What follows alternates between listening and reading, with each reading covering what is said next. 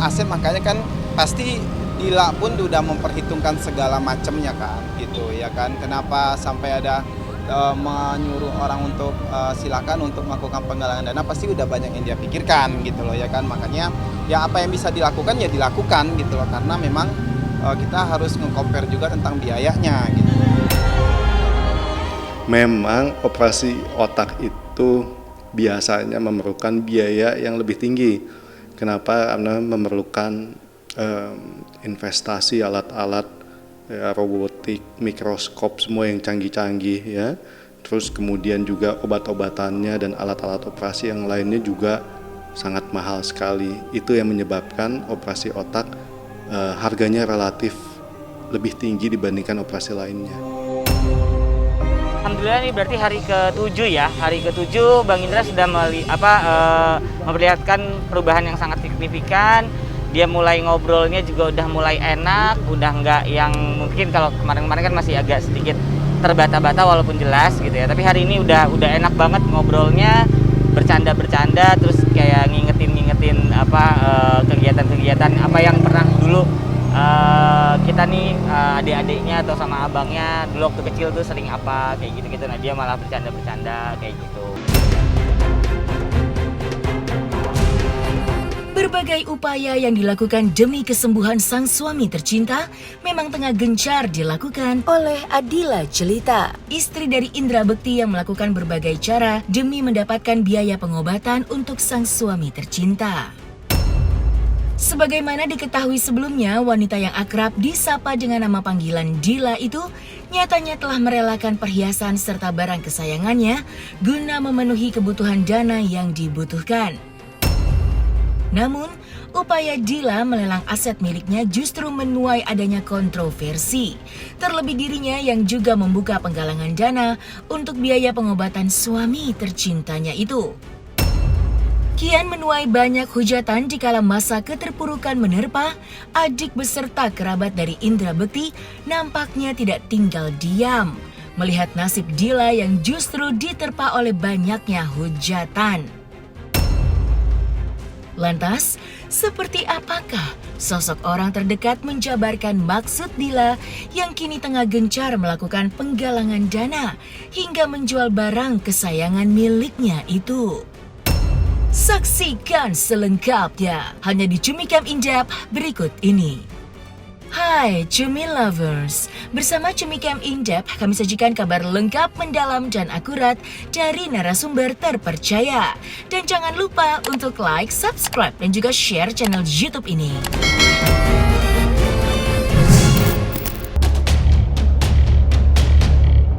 Tengah berupaya semaksimal mungkin demi memenuhi kebutuhan ekonomi yang kini tengah terguncang akibat musibah yang menerpa sang suami tercinta, Adila Jelita, istri dari presenter Indra Bekti, justru dianggap menimbulkan pro dan kontra atas upayanya yang rela melelang barang kesayangan hingga membuka penggalangan dana untuk biaya pengobatan sang suami tercintanya itu.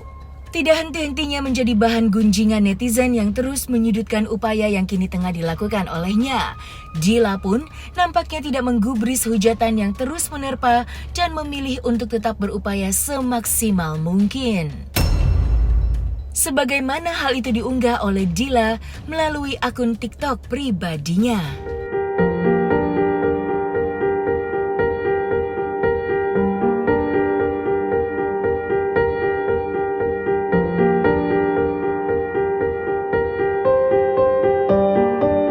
Kalau untuk itu aku belum tahu nih malah sudah menjual apa tadi? Cincin kasih. Baik, ya nanti mungkin bisa saya Tadi tanya. lagi Nanti nggak ada coba omongan ditanya. apa-apa ya, Mas? Kembali lagi tadi yang kalau saya pribadi lebih fokus ke kesembuhannya. Jadi kalau nanti saya tanyakan hal-hal yang seperti itu, takutnya malah membuat drop atau apa. Jadi biar fokus aja lah sama kita mau apa, mau ngelakuin apa, nih tindakannya gimana, kesembuhannya seperti apa. Kalau untuk penggalangan dana nanti mungkin bisa ditanya langsung sama Kak Dila ya, karena kan itu keputusannya dari Kak Dila nih, karena memang dia sama Indra lah yang lebih tahu masalah ekonomi keluarganya. Itu sih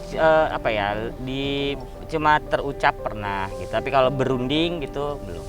Ya, biaya rumah sakitnya sendiri mungkin yang saya dengar desas-desusnya juga ya, itu katanya udah sampai 560 600. Tapi kalau untuk angka pastinya saya sendiri belum sampai saat ini belum ada kesempatan untuk bertanya nih ke bagian administrasi mungkin atau apa, karena kan angka itu akan terus bertambah ya sesuai dengan obat apa yang akan dipakai lagi dan segala macam gitu. Kalau menurut saya pribadi gitu ya, ya pasti apapun yang kita lakukan pasti akan ada pro dan kontra gitu ya. Ya jadi kalau memang yang sudah membantu ya saya ucapkan terima kasih banyak. Bagi yang ini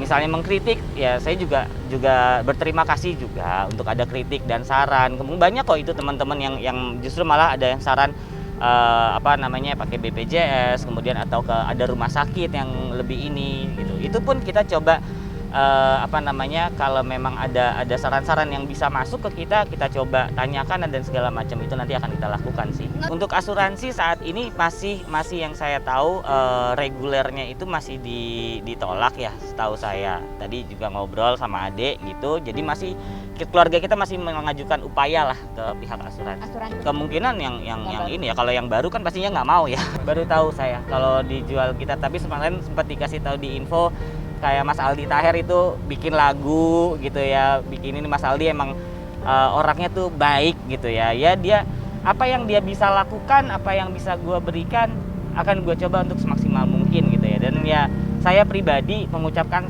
terima kasih sebanyak-banyaknya sama niat baiknya Mas Aldi.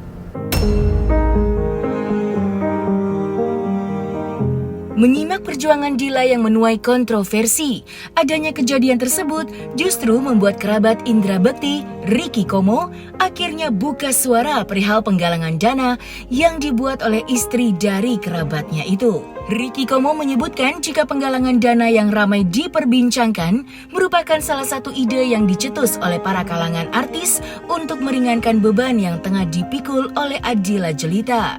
Diketahui harus merogoh kocek mencapai 1 miliar rupiah. Lantas, seperti apakah pengakuan Ricky Komo mengenai alasan Dila yang rela menjual aset miliknya? Dan seperti apa pula penjabaran dokter terkait nominal fantastis yang memang harus dikeluarkan untuk melakukan tindakan operasi pada otaknya?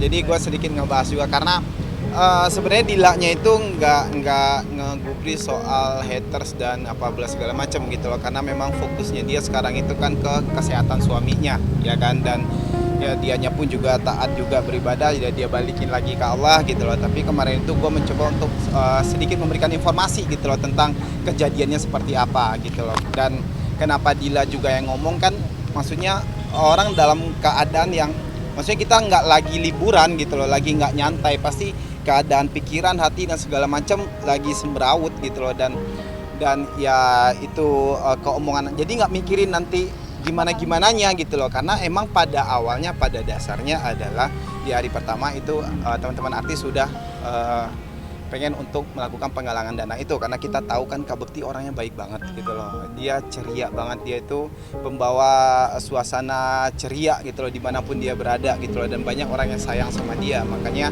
pada hari pertama pun udah ada dari teman-teman untuk yaudah kita penggalangan dana nih gitu loh, tapi karena memang kita bilang nggak usah dulu deh gitu loh, tapi kan emang biayanya gitu, akhirnya ya Dila itu memberikan statement itu karena emang untuk bilang ya udah silakan gitu loh, yang mau untuk melakukan penggalangan dana, yang mau untuk berbuat baik sama Kak Bekti ya silakan, itu intinya ada di sini. Kalau buat aset makanya kan pasti Dila pun udah memperhitungkan segala macamnya kan gitu ya kan, kenapa sampai ada menyuruh orang untuk silakan untuk melakukan penggalangan dana, pasti udah banyak yang dia pikirkan gitu loh ya kan. Makanya ya apa yang bisa dilakukan ya dilakukan gitu loh, karena memang kita harus nge-compare juga tentang biayanya gitu. Donasi masih berjalan sekarang gitu loh, buat teman-teman yang Kak Bekti yang punya rezeki lebih yang baik itu masih berjalan sekarang, dan alhamdulillah dan terima kasih banyak buat teman-teman Kak Bekti yang benar-benar peduli sama Kak Bekti dan masih menjalankan ini semua. Terima kasih banyak. Kalau biaya dari rumah sakit sendiri kan emang hampir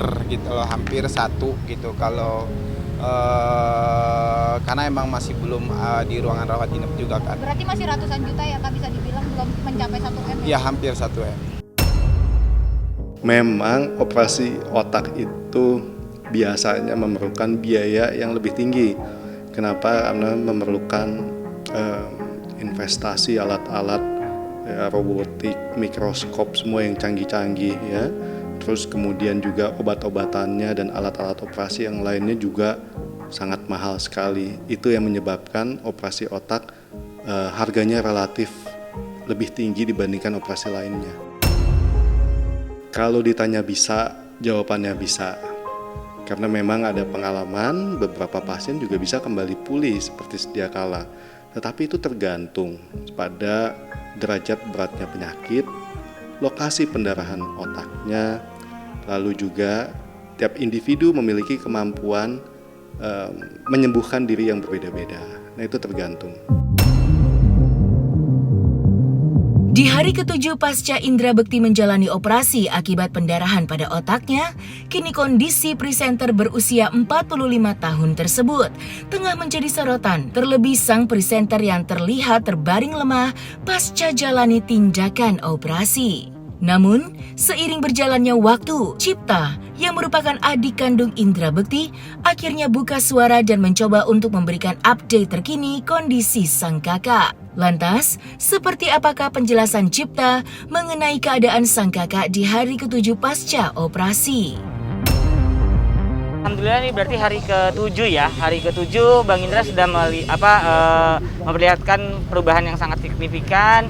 Dia mulai ngobrolnya juga udah mulai enak, udah nggak yang mungkin kalau kemarin-kemarin kan masih agak sedikit terbata-bata walaupun jelas gitu ya. Tapi hari ini udah enak banget ngobrolnya, bercanda-bercanda, terus kayak ngingetin kegiatan-kegiatan apa yang pernah dulu kita nih adik-adiknya atau sama abangnya dulu waktu kecil tuh sering apa kayak gitu-gitu. Nah dia malah bercanda-bercanda kayak gitu. Kalau itu sekarang sih saya sih belum lihat ya. Kayaknya sih nggak ada deh, alhamdulillah. Kalau untuk Hasil MRI-nya tadi udah dikasih tahu juga sama Dila dan ini dokternya itu bilang hasilnya baik gitu. Dan sekarang memang masih diupayakan itu untuk mungkin mengeluarkan sisa-sisa darahnya ya, itu aja sih.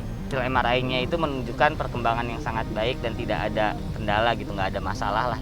Sekarang masih ini aja sih, masih diobservasi karena ngelihat mungkin tensinya Babang ini emang yang masih suka naik turun gitu. Jadi kalau untuk overall-nya alhamdulillah sudah baik, semuanya udah stabil. Insya Allah mudah-mudahan dilihat kalau memang semakin baik maka semakin cepat pindah ke ruang rawat inap. Kalau keadaan Kak Bekti alhamdulillah gitu masih terus membaik, makanya minta tolong terus doanya buat teman-teman, buat yang kenal sama Kak Bekti gitu, semuanya minta tolong doanya gitu loh buat Kak Bekti biar kondisinya terus baik dan segera pulih. Jadi dia belum pindah ke rawat inap gitu. Dia belum pindah ke rawat inap, jadi masih di ruangan itu.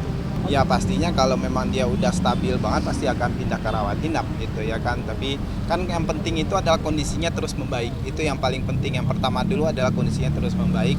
Mudah-mudahan makanya minta tolong doanya yang tulus, yang ikhlas buat Kak Bekti biar dia bisa cepat pulih. Alhamdulillah sih yang saya lihat kondisinya sehat gitu ya, masih tetap nemenin Bang Indra gitu ya. Sekarang memang karena Bang Indra kondisinya juga sudah semakin baik, Kak Dilanya juga udah mulai agak sering istirahat ke bawah, mungkin mandi, ganti pakaian, sholat dan segala macam, beristirahat ya, gantian sama adik saya Harum atau kadang gantian sama saya juga. Anak-anak sekarang masih sama oma. Mamahnya Mbak Dila, betul. Mungkin pernah ya, tapi kalau saya ngelihat langsung sih belum pernah lihat sih. Nah, selesai sudah Cumi Lovers? Bersama Cumi Cam Indap, kabar lengkap, mendalam dan akurat dari narasumber terpercaya. Dan jangan lupa untuk like, subscribe, dan juga share channel YouTube Cumi Cumi.